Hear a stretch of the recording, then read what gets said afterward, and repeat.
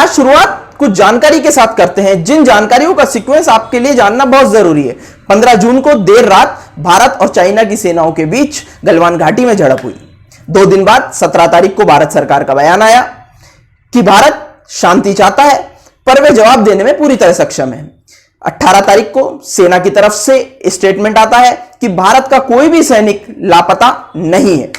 19 तारीख को जब द हिंदू नामक पेपर में फ्रंट पेज पे एक खबर छपी कि भारत को चाइना की सेना ने बंदी बनाए गए 10 जवानों को रिहा कर दिया है, जिनमें कर्नल, लेफ्टिनेंट, 4 मेजर और सैनिक सहित कई जवान थे।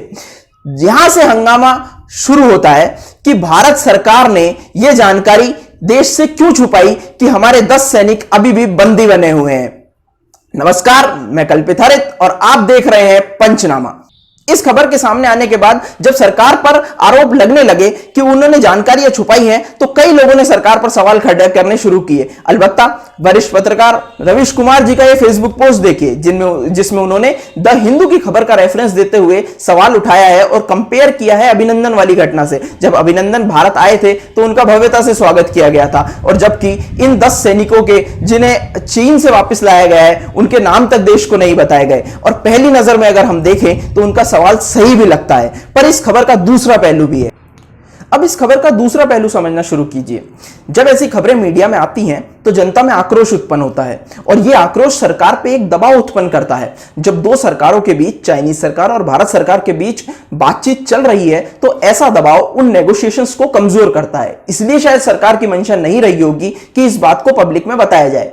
दूसरी बात, अगर हम सेना के बयान की बात करें तो सेना ने कहा था कि हमारा कोई भी जवान लापता नहीं है, जबकि सेना को पता था कि हमारे 10 जवान युद्धबंदी की तरह चाइनीज सेना के पास हैं।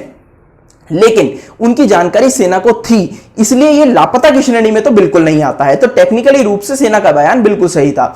तीसरी बात अगर बात करें तो उन सैनिकों को छुड़ाने के लिए मेजर जनरल स्तर की बातचीत सेनाओं के बीच चल रही थी। चाइनीज सेना ने बिल्कुल बातचीत के दौरान ही बता दिया था कि आपके युद्धबंदी बिल्कुल सुरक्षित हैं, उन पर किसी भी प्रकार का दबाव नहीं है, और उनकी फोटोएं भी साझा की गई थी सेना के साथ।